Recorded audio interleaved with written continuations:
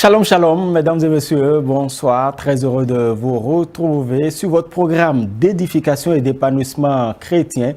Cette émission qui vous est offerte grâce à la collaboration avec E-Télé et puis Shalom Média. Et donc, nous sommes très heureux de vous savoir nombreux à ce rendez-vous dominical. C'est toujours un plaisir de vous tenir compagnie et merci pour le retour que nous recevons à travers différents pays et parce que nous recevons votre retour du Togo, de la Côte d'Ivoire, de la République démocratique du Congo et bien évidemment de notre cher pays, le Bénin. Merci pour votre soutien indéfectible et ceci passe également par votre abonnement sur notre chaîne YouTube Univers Chrétien SM. Vous tapez tout simplement Univers Chrétien SM et vous allez vous abonner à notre chaîne YouTube pour ne rien rater désormais de votre programme d'édification et d'épanouissement chrétien. Vous savez, la parole de Dieu, Jésus est au cœur bien évidemment de ce programme. Il faut déjà vous dire que la foi vient de ce qu'on entend et ce qu'on entend vient de la parole de Dieu, nous dit Romains 10, le verset 17. Et donc la foi, ça nous permet de nous rapprocher de Dieu. La foi en Jésus-Christ, c'est ce que nous devons faire. Cela passe par le salut en Jésus-Christ, la grâce qui nous est donnée à travers l'amour inconditionnel du Père, à travers l'amour inconditionnel du Fils également, qui s'est sacrifié sur la croix. Aujourd'hui, notre verset de la semaine en dit long.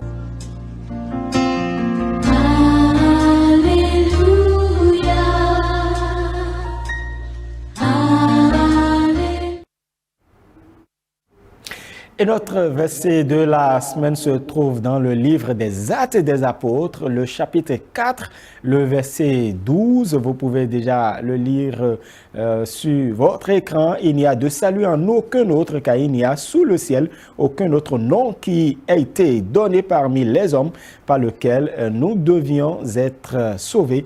Donc le livre des Actes des Apôtres, le chapitre 4, le verset 12. Quelle compréhension nous devons avoir donc de ce passage biblique? Nous nous sommes rapprochés d'un certain nombre de frères, un serviteur de Dieu, un frère, un enseignant de la parole de Dieu. Je voudrais donc vous inviter à les suivre. Je voudrais d'abord retourner au contexte pour dire que le Seigneur Jésus, en Actes chapitre 1, verset 8, disait à ses disciples qu'ils recevront une puissance survenant sur eux et ils seront ses témoins à Jérusalem, en Judée, en Samarie et aux extrémités de la terre. Et après cette parole-là, effectivement, les 120 ont reçu le baptême du Saint-Esprit le jour de la Pentecôte. Et après cette vision du Saint-Esprit, nous avons vu le déchaînement, nous avons vu la transformation qui s'est opérée en leur sein, ceux qui avaient peur, par exemple Pierre, qui était très craintif. Nous avons vu qu'il est rempli désormais d'un courage qui pouvait l'amener à prêcher partout ailleurs. Et c'est ainsi, c'est dans ce contexte-là que Pierre et Jean s'étaient déplacés pour aller au temple. Et en allant au temple, ils ont rencontré un paralytique qui leur a demandé l'aumône. Mais Pierre pouvait leur dire cette formule célèbre que nous savons: je n'ai ni argent ni or, mais ce que j'ai à te donner, lève-toi et marche. Et ce paralytique s'étant levé, à recouvrer sa pleine santé. Et ainsi, il a commencé par courir, par rendre témoignage, par sauter, par tout ailleurs dans le temple, jusqu'à ce que les chefs religieux de ce temps-là l'ont remarqué et ils ont interpellé Pierre et Jean. Les ont présentés devant Caïphe pour qu'on les juge de cet acte qu'ils ont commis, qu'ils ont accompli plutôt. Et c'est ainsi qu'ils leur ont demandé: mais au nom de qui avez-vous fait ce que vous avez fait là? Et Pierre, prenant la parole, a pris le temps de leur dire: ce Jésus que vous avez crucifié là, c'est lui que Dieu a envoyé pour nous sauver. Et c'est ainsi qu'au chapitre 4, verset 12, il pouvait leur dire qu'aucun autre nom nous a été donné sous le soleil par lequel nous puissions être sauvés, si ce n'est le nom de Jésus-Christ. Écoutez, ici, nous devons faire l'effort de comprendre en réalité que la Bible n'est pas écrite qu'aux chrétiens. La Bible n'est pas l'affaire des chrétiens. La Bible, c'est le message d'amour du Dieu créateur à l'endroit de toute l'humanité. Tout le monde a besoin de lire la Bible pour écouter le bon message. C'est pourquoi on parle de bonnes nouvelles. Que tout le monde ait accès à cette bonne nouvelle en Jésus-Christ. Parce que le mal aujourd'hui, c'est que tout le monde utilise par exemple le mot RIP, qui veut dire en anglais rest in peace, mais qui signifie en français qu'il repose ou qu'elle repose en paix quand quelqu'un meurt. Mais notons que personne ne pourra reposer en paix après sa mort si en temps la personne n'a pas fait la paix avec le prince de paix. Jésus-Christ est le prince de paix. Il est celui qui donne la paix. Donc si vous n'avez pas la paix, vous n'avez pas fait la paix avec lui sur cette terre, ce n'est pas possible que les nombreux rips que quelqu'un pouvait vous envoyer pourraient vous accorder de la paix. Ce n'est pas évident. Donc Pierre dit clairement qu'il n'y a le salut qu'en un seul nom, Jésus-Christ de Nazareth. Et c'est important que nous puissions comprendre ça. Dans Matthieu 7, les versets 13 et 14, nous voyons que le Seigneur Jésus nous expose les deux voies que les hommes veulent utiliser pour aller au ciel. Il y a la voie large, par laquelle plusieurs passent en faisant des œuvres. Donner des aumônes ici, faire du bien par là, ce n'est pas mauvais, mais cela ne donne pas le salut. Et c'est plusieurs qui utilisent cette voie. Et c'est pourquoi le Seigneur dit, étroit est le chemin, étroite est la voie qui mène, n'est-ce pas, au salut. La porte qui va au salut, elle est étroite. Et cette porte, c'est Jésus-Christ. Depuis longtemps, depuis toujours, les hommes ont cherché des voies et moyens pour aller vers Dieu. Mais ils ne le pouvaient pas. Parce que Dieu seul est celui qui révèle le chemin qui peut mener à lui. Vous voyez? Donc, les hommes, ayant créé toutes sortes de religions, ayant créé toutes sortes de formes d'adoration, n'ont pas su trouver Dieu à travers ce qu'eux-mêmes ont fabriqué, ce qu'eux-mêmes ont inventé. Jusqu'au moment où Dieu s'est décidé, après les révélations progressives depuis Genèse jusqu'à Malachie, il a décidé d'envoyer son fils Jésus-Christ. Et la Bible nous dit plus tard, quand vous progressez dans la lecture, vous allez dans Éphésiens chapitre 2, vous lisez que Jésus-Christ, il s'est rendu obéissant au Père. Il a été obéissant jusqu'à la mort. Et c'est pour cela que Dieu l'a souverainement élevé. Et il lui a donné le nom qui est au-dessus de tous les noms, afin qu'au nom de Jésus-Christ, tout genou fléchisse dans les cieux, sur la terre et sous la terre. Et que toute langue confesse que Jésus-Christ est Seigneur. Jésus-Christ seul est Seigneur. Donc c'est lorsque nous sommes sauvés, c'est à partir de là, au travers de la nouvelle naissance, que nous pouvons commencer à accomplir ce pourquoi Dieu nous a créés. Donc si tu n'es pas sauvé, mon frère, ma soeur, c'est qu'il y a un danger. Le danger, c'est qu'après ta mort, c'est l'enfer. Tu seras séparé pour toute l'éternité de Dieu. Et l'éternité, regardez, depuis que Dieu a créé le monde, nous ne sommes pas encore dans l'éternité. Mais l'éternité va venir. Et c'est pourquoi je veux dire à toute personne qui m'écoute, qui m'entend maintenant, que le salut est une nécessité. Et le seul moyen par lequel on peut être sauvé, c'est Jésus-Christ.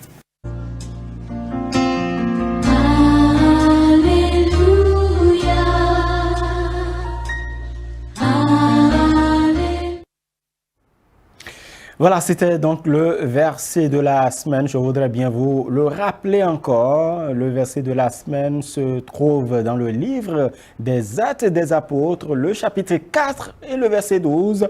Il n'y a donc de salut en aucun autre, car il n'y a sous le ciel qu'un autre nom qui a été donné parmi les hommes par lequel nous devions être sauvés. Nous allons maintenant passer à notre deuxième rubrique, c'est bien le clip gospel de la semaine. Et ce que nous vous proposons aujourd'hui, c'est ce clip qui provient de notre sœur, donc la chanteuse Nasrine Bissiri, où vous vous souvenez, celle que nous avons reçue pour vous. Elle a chanté pour le Seigneur, elle loue le Seigneur, et donc nous voudrions vous proposer cette belle sonorité, cette belle chanson qu'elle nous offre au travers de cette émission.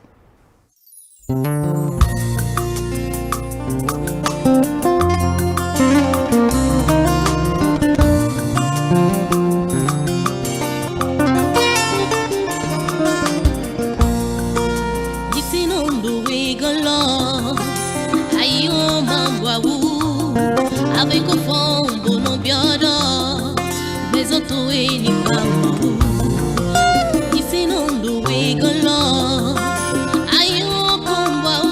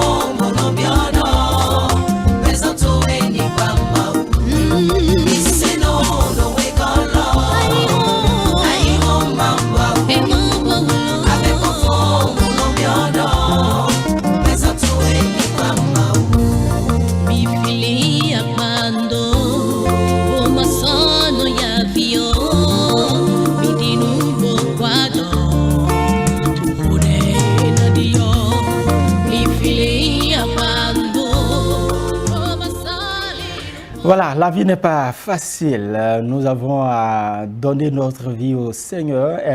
Il s'en occupera, bien évidemment. Et donc, cet appel de notre chantre, la chante de l'Éternel, Nanserine Bissiriou, qui demeure aujourd'hui, donc qui reste aujourd'hui. Le clip gospel de la semaine, et justement, ce clip gospel de la semaine, il y a certains donc, de nos frères et sœurs qui dédient ce clip-là à leur bien-aimé. Je voudrais donc vous permettre de suivre cette compilation de dédicaces de nos frères et sœurs.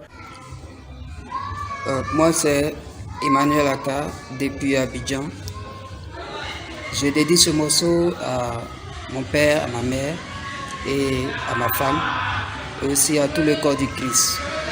Merci. Shalom, shalom. Je suis chantre de Théronime. Je dédie ce morceau à mon père spirituel, ma mère spirituelle, et à mon frère qui est à l'extérieur du pays, et ma famille de Sipem, ma famille à l'église. Je dédie ce morceau-là à tous ceux que j'aime. Merci. Bonjour tout le monde. Moi c'est Armel Botro du côté d'Abidjan. Je dédie le morceau qui va suivre à toute la famille Botro. Du côté d'Abobo à Vocatier, à Maman Ado du côté de Riviera Faya, à Béné et principalement à toute la famille Sipem. Que Dieu vous bénisse. Ciao. Salut, moi c'est Nira Aka. Je dédie ce morceau à mon père, ma mère, mes frères et à toute mon église. Merci. Salut. Salut. Moi c'est Eras Johnson Gipa. Et moi c'est Akavin Ryan. Nous dédions la chanson de l'artiste KS Bloom. C'est Jésus qui est bon à l'heure là. À la FEJEG, la Fédération évangélique des jeunes de gloire. Aussi à la famille Patenvo au Bénin. Également à toute la jeunesse ivoirienne et béninoise. Pour dire qu'en ce moment c'est Jésus qu'il nous faut. Bye bye. Bye bye.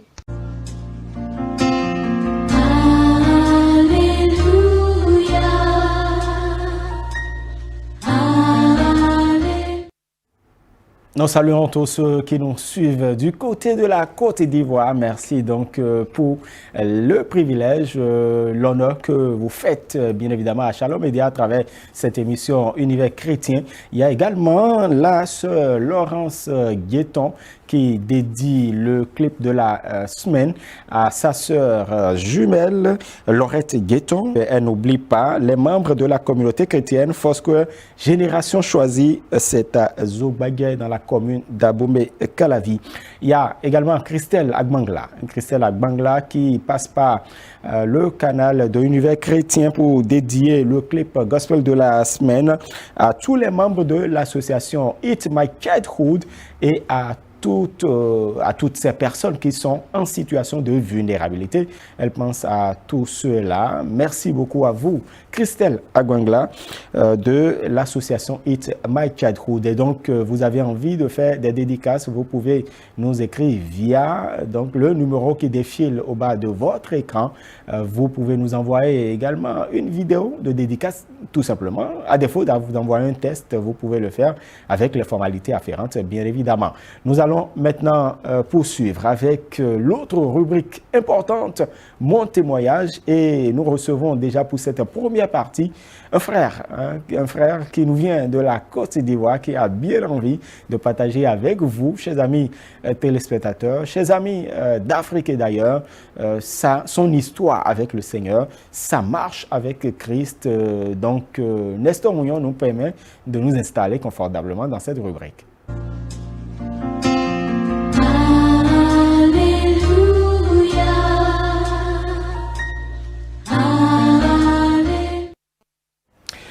Voilà, nous recevons pour vous aujourd'hui dans ce numéro de Univers chrétien un frère qui a foi en Jésus-Christ, qui a donné sa vie au Seigneur et qui voudrait partager avec nous la vie qu'il menait et la vie qu'il mène désormais avec Jésus-Christ de Nazareth.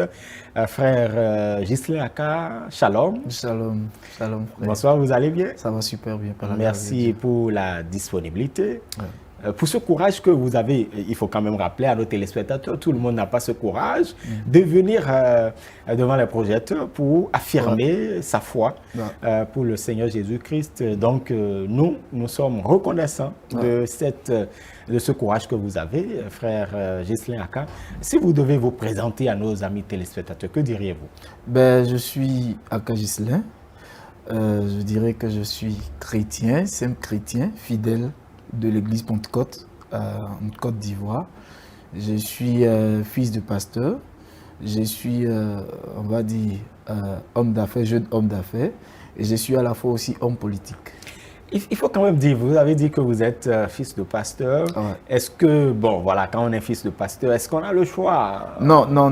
Déjà, c'est la confusion que beaucoup font. On n'est pas chrétien, on devient chrétien. Chaque personne a sa marche avec le Seigneur et chaque personne a son appel. Donc, que tu sois fils de pasteur, que ton grand-père soit homme de Dieu, quand tu es dans le Seigneur, arrivé à un moment, Dieu te montre sa face. Et justement, c'est pourquoi je vais te parler de cela. Voilà. Dites-nous, est-ce qu'on pourrait demander à un fils de pasteur quelle vie il menait avant de rencontrer le Seigneur? Oui, dites-le. Bien sûr. Je suis parmi ceux qui ont eu la grâce d'être enfant de pasteur. Je bénis le nom du Seigneur pour ça. Peut-être que si je n'étais pas enfant de pasteur, j'aurais eu d'autres vies encore pires que celles que je menais avant. Être enfant de pasteur ne vous sécurise pas du fait que vous devez rencontrer le diable. Voilà, mon père disait toujours que quand tu marches avec le Seigneur, que tu ne rencontres pas le diable, c'est que vous allez dans la même direction. Donc, quand tu es avec le Seigneur, forcément, il y a le fait que tu dois rencontrer le diable. Et c'est à l'issue de cela que ta marche avec le Seigneur va continuer ou va s'arrêter. Donc, moi étant enfant de pasteur, et il y a plusieurs personnes derrière moi, qui ont une vie cachée, en fait, qui ne dévoilent pas, vu qu'on sait d'eux qui sont enfants de pasteurs, tout ça. Et ils ne veulent pas montrer cette vie, mais au-dedans d'eux, ils ont des envies de ceux qui sont dehors, mais qui ne peuvent pas dire ça à la maison. Du coup, à l'église, tu vas le voir avec porter certains vêtements. Et dehors, c'est une autre vie. C'est une autre vie. Et moi, je lance un appel à tout parent, à tout pasteur, d'avoir une communion, pas de prière, mais de causerie avec les enfants. Voilà. Nous, on a eu la chance d'avoir une mère qui causait beaucoup avec nous. Moi et mon père, on cause comme vous voyez, moi et mon père, c'est comme le grand frère et son petit frère. On parle. Donc, ça m'a évité beaucoup de choses. Et il faut quand même dire que vous êtes non seulement fils de pasteur, mais vous êtes... maman est par ailleurs prophétesse. Oui, ma mère est prophétesse, elle a un camp de prière et mon père est fondateur d'une église. Voilà. Quelle vie vous meniez avant de faire votre conversion personnelle, votre rencontre personnelle? Déjà ma vie est un témoignage, 2-3 points, mais ma rencontre personnelle avec le Seigneur, c'est lorsque je suis tombé malade. C'était ma rencontre personnelle avec le Seigneur, parce que moi, au départ, je refusais de servir Dieu. J'ai même refusé. Ma maman avait donné la révélation que j'étais un appelé. Il y a d'autres serviteurs de Dieu dans d'autres ministères qui ont donné l'appel. Moi-même, j'avais déjà vu ça. Mais j'ai dit, au vu aussi de ce que mes parents vivaient, chasser les démons, se consacrer, se sacrifier pour des vies, pour d'autres personnes qui ne reconnaissaient pas. Après que tu es en train de prendre des mots des jeunes pour eux, je n'ai pas le temps pour me sacrifier pour d'autres personnes qui ne vont pas peut-être reconnaître. Donc ma mère disait que on ne fait pas cela pour qu'un homme puisse reconnaître, mais on fait parce qu'on est au service de Dieu. Donc moi je suis tombé malade, j'ai été paralysé. Je vais aller rapidement parce que j'ai paralysé. Oui, j'ai été paralysé une semaine. J'ai été paralysé une semaine, paralysé. Je ne marchais pas. Vraiment paralysé? Oui, je suis à la télévision jeudi, ma mère et mon père, ils étaient auprès de moi. Je suis tombé malade, j'ai eu une cellulite. Une cellulite, c'est pas goitre, c'est des enflux, comment je peux appeler ça, des abcès qui poussent dans la gorge. Donc en fait, en moins de 3 jours, ça t'étouffe et tu meurs. Moi, j'ai eu ça en 2 semaines. Donc pendant ces 2 semaines-là, que je disais que je ne voulais pas servir Dieu. Mon père disait, mais accepte de servir Dieu. Ma mère dit, si tu ne veux pas servir Dieu, ton pied que tu prends pour te promener, faire tes affaires, là, Dieu va te retirer cela. C'est lui, il est le maître de la vie. Tout à fait. Donc, si tu n'acceptes pas de servir Dieu, il va te retirer cela. J'ai dit, ok, d'accord, je vais accepter. Donc, c'est quand j'ai accepté, j'étais couché, C'est quand j'ai accepté que j'ai commencé. Est-ce que vous l'aviez vraiment accepté parce que vous vous trouvez dans une situation quand même compliquée? Au départ, il faut le dire la vérité devant le Seigneur. J'ai accepté parce que mon père était en train de pleurer. J'étais le premier fils. Mon père a perdu son aîné. Donc, d'office, j'étais le premier fils. Donc, mon père ne voulait pas perdre encore un autre enfant parce que le premier avait refusé aussi de marcher selon la voie du Seigneur, qui est décédé au Maroc, qui est parti au Maroc, qui était footballeur, malheureusement, qui est décédé. Et donc, mon père, voilà, et mon père ne voulait pas encore perdre un deuxième fils. Après lui, c'est moi, donc mon père ne voulait pas perdre. Donc, mon père était en train de pleurer. Donc, c'est les pleurs de mon père qui m'ont vraiment poussé. Mais il faut le dire après, quand j'ai vu ça, je suis rentré dans le service du Seigneur. Et c'est là que j'ai rencontré Dieu. En fait, quand je suis rentré, c'est là que j'ai vu la main de Dieu se manifester. Donc, ce n'est pas quand j'ai accepté que Dieu... C'est vrai que Dieu m'a guéri, mais véritablement, je n'ai pas senti la main de Dieu se manifester. Bon, j'ai vu que j'étais guéri parce que j'ai vu ma maman prier pour plusieurs personnes qui ont été guéries, ressuscitées. Bon, c'était un miracle de plus encore que j'étais en train de voir de mes yeux. Mais c'est quand j'ai commencé le ministère que j'ai vu la main de Dieu se manifester dans ma vie. Et parlez-nous un peu de cette situation que vous avez quand même vécue. C'est vrai, vous l'avez dit de façon succincte, mais concrètement, qu'avez-vous traversé concrètement? Oui, j'ai été malade. J'ai été malade. Ma gorge à l'intérieur était enflée. C'était enflé, carrément. Les pus sortaient de ma bouche, je ne pouvais pas marcher, je ne pouvais pas manger. J'ai fait 2 semaines d'affilée. On est parti à l'hôpital, le médecin a demandé, mais cette maladie-là, c'est 3 jours et tu meurs. Et il a demandé, c'est quoi? Et mon père qui était... Moi, je ne pouvais pas parler parce que tout était enflé. Donc mon père qui était à côté, mon père dit, je suis homme de Dieu. Il dit, ah, c'est parce que vous êtes homme de Dieu qu'il a survécu. Et moi, j'étais couché, ils m'ont fait des injections, ils m'ont fait 12 injections sur place. 12 injections? Oui, sur place. Là, 6, l'autre 6, intraveineuse. 12 injections sur place. Parce qu'il fallait tuer tout ça. Donc il a dit, prions le Seigneur, parce que les injections que nous sommes en train de faire, ce n'est pas sûr que ça va réussir. Mais remettons à Dieu. Et on a fait les 12 injections. Et le pus n'est pas sorti, c'est-à-dire l'abcès n'est pas cassé sur place. C'est quand on arrive à la maison, nous avons de 20h, 21h par là, c'est cassé. Et je suis dans la chambre, j'étais dans la chambre, et ceux qui étaient à l'arrière-cour de la maison sentaient l'odeur qui sortait de ma bouche. Wow. Et donc, on dit, mais qu'est-ce qui se... Ah, c'est Ivo, il est en train de vomir des pus. J'ai vomi presque la moitié d'un seau. Wow. La moitié d'un seau, c'était des pus qui sortaient. Des pus, pas avec le sang. Les pus, quand on a des furonnes, un abcès, les pus, c'est comme ça que ça sortait de ma gorge. Et donc, le Seigneur vous a guéri de ça? Et le Seigneur m'a guéri. Parce que vous avez accepté? Oui, parce que j'ai accepté. Et en même temps, le même jour, quand j'ai accepté, le lendemain, c'est-à-dire le même jour, mon père m'a soulevé le lendemain. Mon père est en train de prier pour dire, Seigneur, il va te servir, Seigneur, il va te servir. Et en même temps, j'ai commencé à faire des petits pas. Et c'est après qu'on est parti à l'hôpital et on a fait les 12 injections. Et quand on est revenu le lendemain, je crois que ça s'est passé comme ça. Donc après les 2 semaines d'affilée, la troisième semaine, on a commencé à voir la main de Dieu. J'ai été guéri rapidement.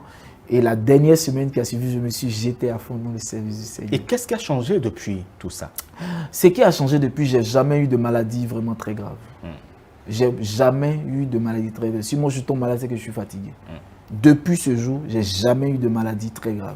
Et je bénis le nom du Seigneur pour ça. Parce que ceux qui sont à l'hôpital, ce n'est pas que je suis mieux que ces personnes. Mais c'est la grâce de Dieu. C'est la grâce de Dieu. Si je suis malade, c'est juste ce qu'on connaît, la fatigue, les palus et tout ça. Mais jamais eu de maladie très grave. Et si vous avez un message à l'endroit, avant qu'on ne poursuive, vous avez un message à l'endroit de ces personnes qui souffrent d'un certain nombre de maladies, qui ne comprennent pas eux-mêmes. Peut-être, ils pensent. Et comme cette femme qui souffrait d'une perte de sang pendant 12 ans, elle a quand même dépensé ses ressources dans cette maladie. Peut-être qu'il y a certains de nos frères et de nos sœurs qui traversent cette situation et qui n'espèrent plus rien du tout. On leur a parlé de Jésus-Christ, d'accepter le Seigneur, que peut-être cette situation trouvera une solution. Elle n'y croit pas encore, ses sœurs. Ils n'y croient pas encore, ses frères. Si vous avez un message à leur endroit, je veux dire à quelqu'un qui me suit là maintenant dans l'univers chrétien, il y a une seule personne qui guérit, il s'appelle Jésus-Christ. À part lui, aucune personne ne guérit. Il est le seul qui a donné sa vie à la croix de Golgotha pour que nous ayons la guérison. Aucune maladie ne résiste devant le nom de Jésus-Christ de Nazareth. J'ai vu ma mère qui est prophétesse aujourd'hui en Côte d'Ivoire, la prophétesse Aka, j'ai vu ma mère devenue folle. Dieu l'a guérie instantanément.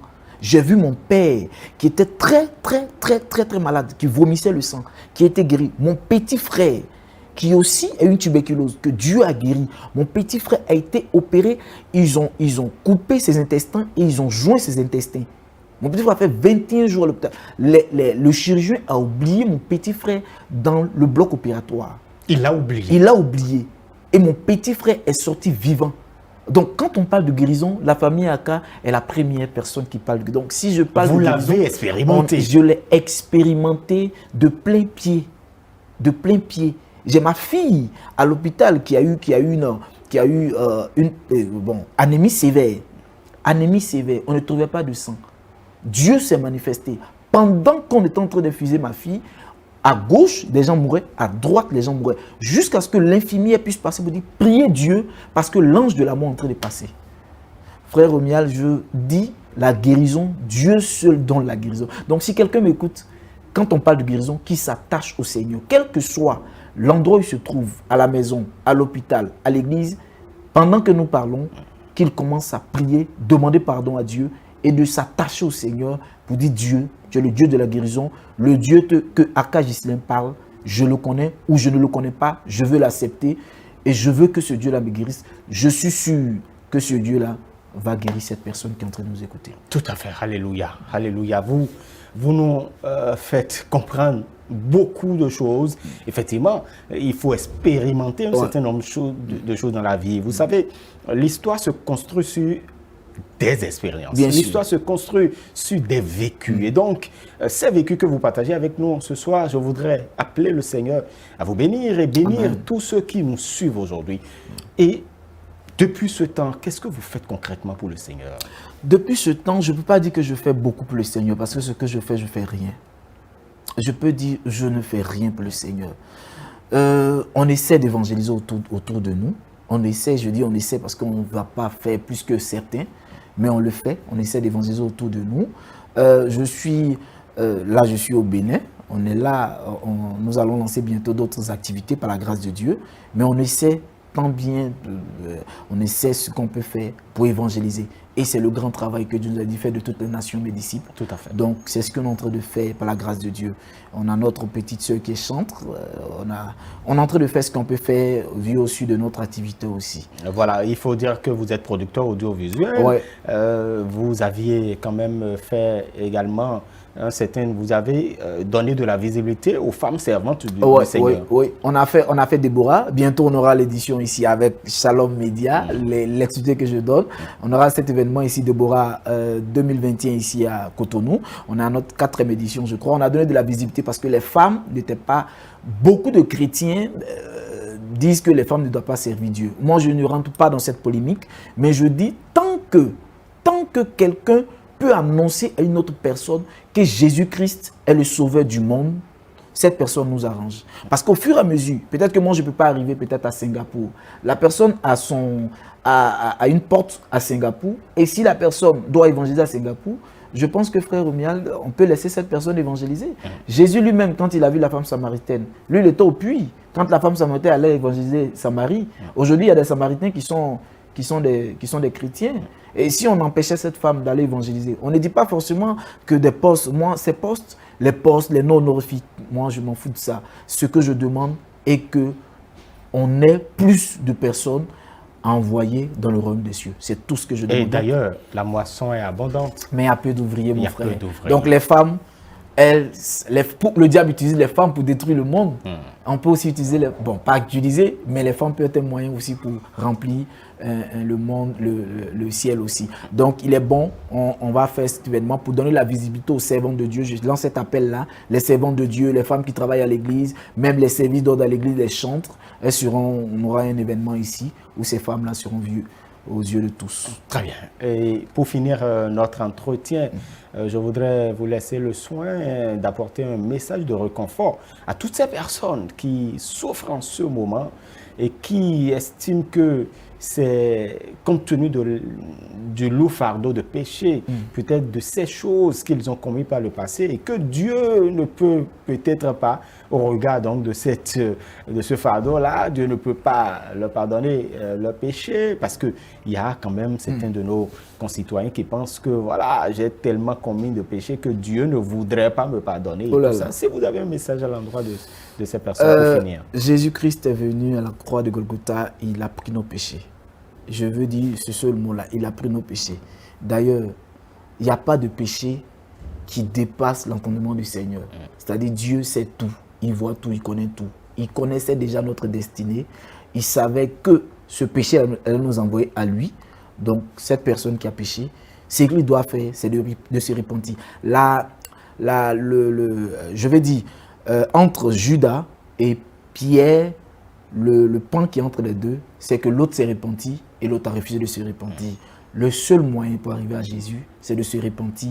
Et je pense que quel que soit le péché, même si on a tué un homme, je ne dis pas de tuer quelqu'un, même si on a tué quelqu'un, même si on était assassin, Dieu est capable. Je suis un témoin oculaire de la rédemption du Seigneur. Donc Dieu est capable de le faire pour cette personne qui m'écoute là, qui s'attache au Seigneur, qui se répand sincèrement et qui ne reprenne plus ce qu'il a fait faire avant. Donc, qui se répand sincèrement et qui s'attache au Seigneur. Puisque la repentance nous amène à une nouvelle naissance. Bien et sûr. la nouvelle naissance, c'est d'avoir désormais une nouvelle vie. C'est de pouvoir oublier les choses du passé. Vous vous rappelez de 2 Corinthiens 5 et 17. Lorsque nous sommes en Christ, nous sommes devenus une nouvelle créature. Et toutes les anciennes choses sont passées. Voici, toutes choses sont devenues nouvelles. Et donc, si vous voulez une nouvelle vie avec le Seigneur Jésus-Christ, repentez-vous, donnez votre vie au Seigneur Jésus-Christ et il s'occupera de vous, comme je le dis très souvent. Merci beaucoup, frère Ghislain Aka. On va se retrouver très prochainement avec d'autres nouvelles. Bonne marche avec le Seigneur. Je vous souhaite donc une agréable soirée. Mais vous n'oubliez pas notre chaîne YouTube. Abonnez-vous, je sais que vous êtes déjà abonné. Univers Chrétien SM, Univers Chrétien SM. Et puis vous ne raterez rien de ce programme d'édification et d'épanouissement chrétien. Je voudrais vous accompagner avec notre clip gospel de la semaine en attendant de recevoir un autre frère qui voudrait témoigner de la vie de Jésus dans sa vie. Oui, tout y s'attiji, mon plaitement, mon doux de dit, nous pour dire, bon, y'a mon baoué, à son tour, à l'effort, nous pour dire, nous d'azodi, Annie, ton mot, vivi, nous d'aurait dit, nous d'oya dit, nous de dit, qu'on y towe. Ici, non, nous regardons, aïe, on m'a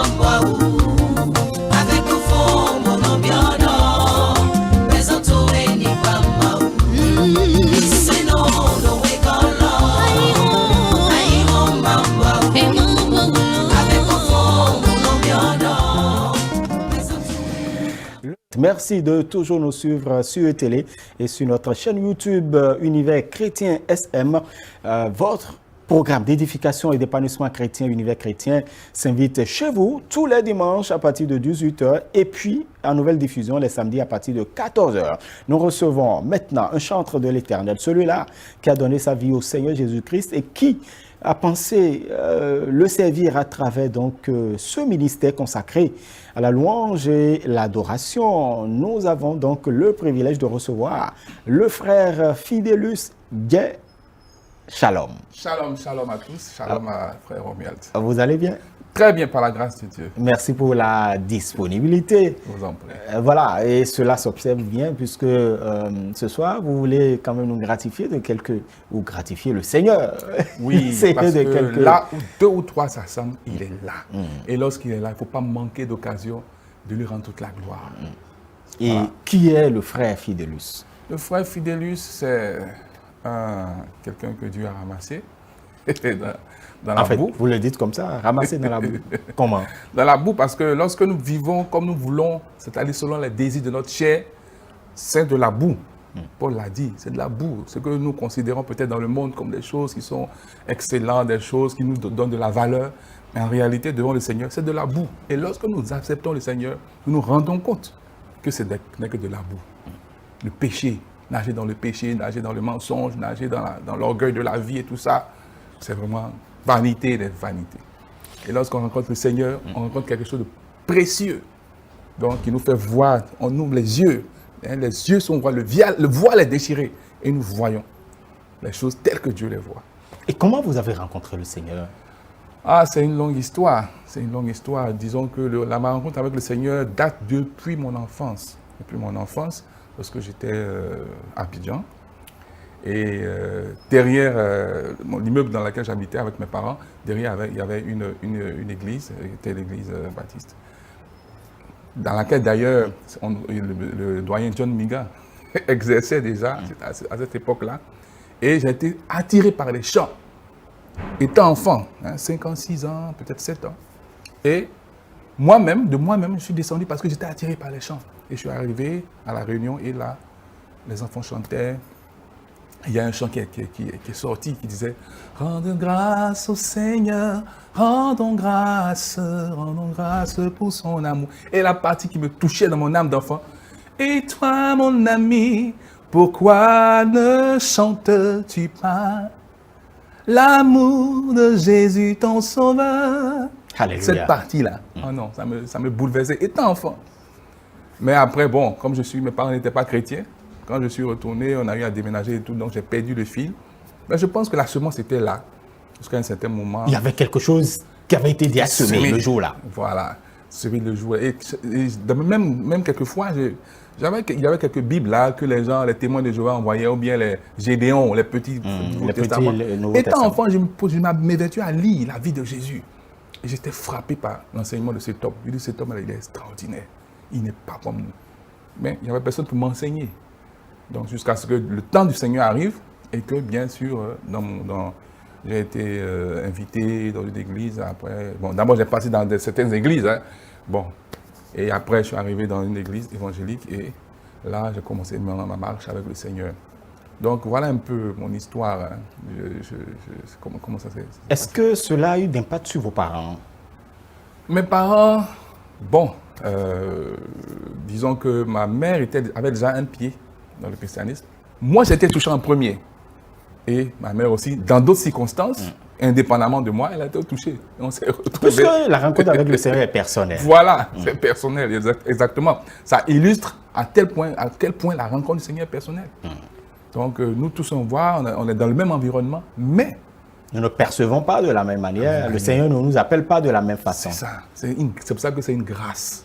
Et aujourd'hui, puisque vous aimez les louanges, vous aimez donc la chanson, est-ce que c'est ça qui a fait que vous, lorsque vous avez donné votre vie au Seigneur, vous avez dit « je le louerai » Mais oui, ça vient de là, je pense. Cet appel-là, cette chanson-là. Et toi, mon ami. Vous avez envie de nous chanter ça? Pourquoi pas? Ouais, pourquoi pas. Rendons grâce au Seigneur, rendons grâce pour son amour. Rendons grâce au Seigneur, rendons grâce pour son amour. Dès le matin, les oiseaux chantent toutes les louanges de Dieu le Créateur. Et toi, mon ami, pourquoi ne chantes-tu pas l'amour de Jésus, ton sauveur? Waouh, waouh, waouh, waouh. C'est important de rendre grâce au Seigneur. Alléluia. Et je me rappelle toujours de cette phrase dans l'une des épîtres de Paul qui nous appelle à rendre grâce continuellement à Dieu. Dans des temps favorables ou non. Non. Pourquoi nous avons envie de rendre grâce au Seigneur? Parce que tout marche bien. Non, rendons grâce au Seigneur lorsque les choses ne vont pas bien également. Parce que c'est lui qui permet tout. Lui qui permet tout. Il y a ce qu'on appelle les épreuves. Tout à fait. Dans la marche chrétienne, il y a les épreuves. Voilà. L'épreuve, nous ne sommes pas tous à l'école. Si tu es inscrit en classe de 6e, il faut que tu montres que tu es digne de placer en classe de 5e. Et il y a des épreuves qui sont là, qui vont te tester. Est-ce que tu suis bien? Est-ce que tu es dans l'instruction qu'on te donne? Si tu es une paresse et que tu préfères aller faire l'école, ce qu'on appelle l'école buissonnaire, à ce moment-là, bon, mais quand l'épreuve arrive, tu ne passeras pas. Mais si tu restes dans la marche, quand l'épreuve arrive, tu ne peux pas craindre parce que tu connais l'instruction qu'on t'a donnée. Donc, c'est la même chose dans la marche chrétienne. Voilà, dans votre ministère, au service du Seigneur, vous avez aujourd'hui 4 albums. Oui. Et puis, on connaît, bien évidemment, vous avez travaillé avec certaines organisations non gouvernementales qui sont dans cette communion chrétienne. Et déjà, je voudrais quand même que vous nous parliez un peu de votre carrière, en fait, de votre ministère plutôt. Oui, ça ce serait vraiment... Et je m'en voudrais de vous poser cette question. Oui, oui. Êtes-vous un chantre ou un artiste gospel? Très bonne question. Longtemps, nous avons fait la confusion entre les deux notions. Mais le Seigneur nous a interpellés, moi particulièrement, à un certain niveau, dans ce que je commençais dans ma carrière ou dans mes choses, pour dire, oui, il y a l'artiste qui se présente sur les médias, qui fait des albums et tout ça.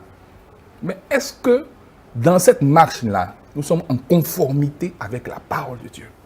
Parce que le ministère de chant, chanter pour le Seigneur, en tant que ministère, a commencé dans la Bible.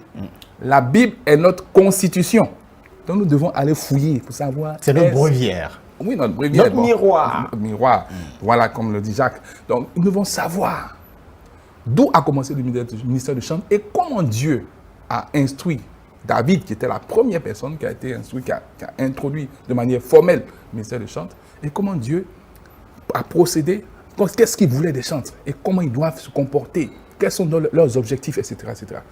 Maintenant, lorsque nous voyons l'artiste dans le showbiz tel que nous le voyons, tel qu'on le vit aujourd'hui, et ce qui est écrit dans la Bible concernant le chantre, on voit qu'il y a des différences. Donc c'est important de pouvoir se plonger dans la parole de Dieu pour savoir quelle est la différence entre un chantre et un artiste. Un artiste gospel, un artiste de showbiz, etc. etc. Et donc vous êtes un chantre? Moi, je choisis d'être un chantre. Ah, parce qu'on choisit en réalité. C'est un choix. Tout est question de choix. Tout est question de choix.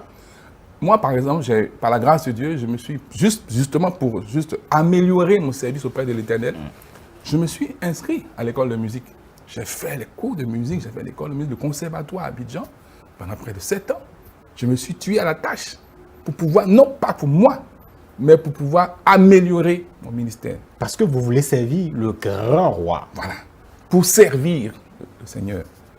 Mais d'autres peuvent dire, bon, moi j'ai un talent et je veux le monnayer. C'est un exemple, hein. Je peux le monnayer. Puisque j'ai un talent de chanteur, tout le monde dit que je chante bien, je joue bien. Et les gens m'apprécient. Donc je veux monnayer ce talent. Parce que un chanteur doit être consacré, mis à part, sortir du monde, avoir une autre mentalité, vivre pour le Seigneur. Même s'il travaille, peut-être il peut avoir une activité séculière, mais même s'il travaille, il faut que ce soit dans un esprit de tout ce que je fais tout pour la gloire de Dieu.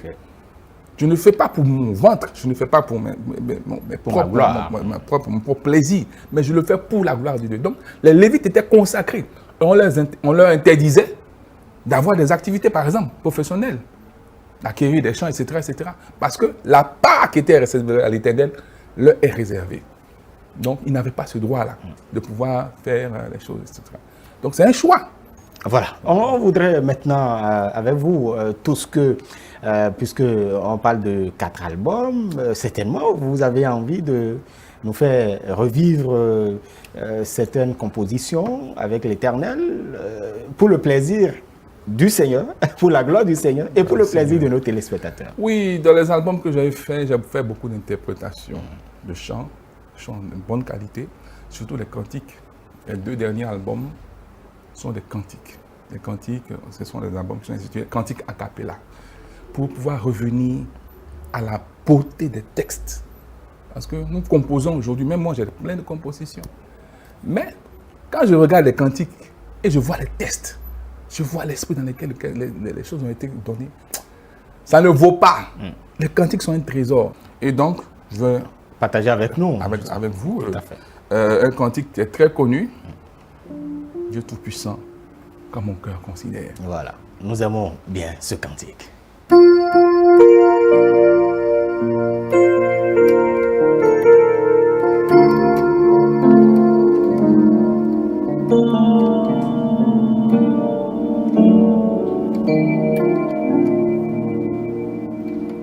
Dieu Tout-Puissant, comme mon cœur considère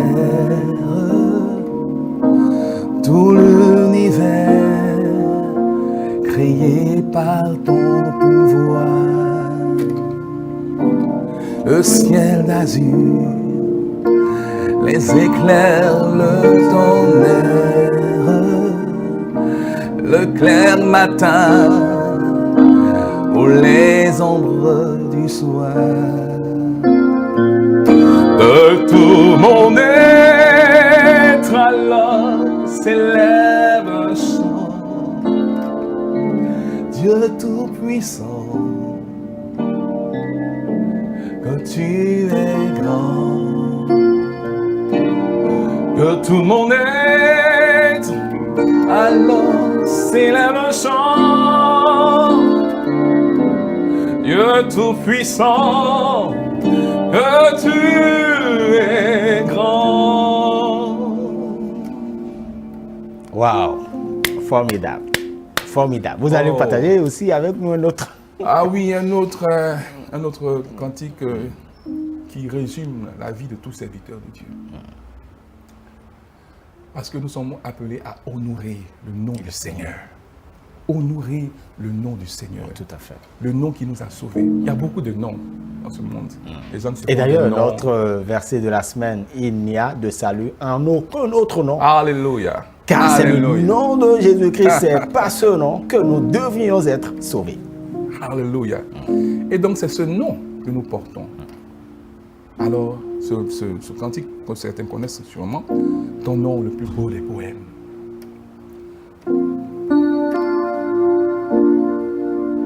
Ton nom, le plus beau des poèmes. Ton nom, la plus belle chanson. Ton nom, c'est celui-là que j'aime. Ton nom, c'est le plus beau des dons. Je le glorifierai et je l'exalterai. Je le proclamerai sur la terre des hommes. Je parlerai de toi. Oui, oui, oui, je porterai ma croix.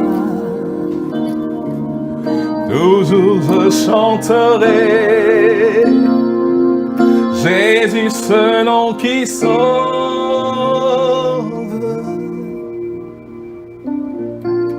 Alléluia. Amen.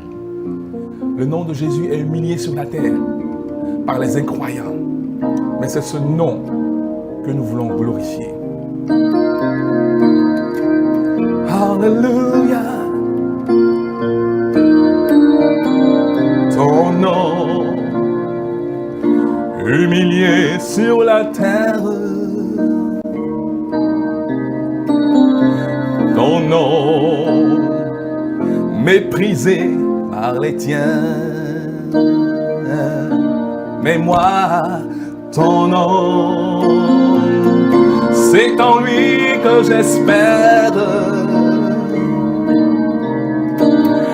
Ton nom, c'est le nom des chrétiens. Je le glorifierai et je l'exalterai. Je le proclamerai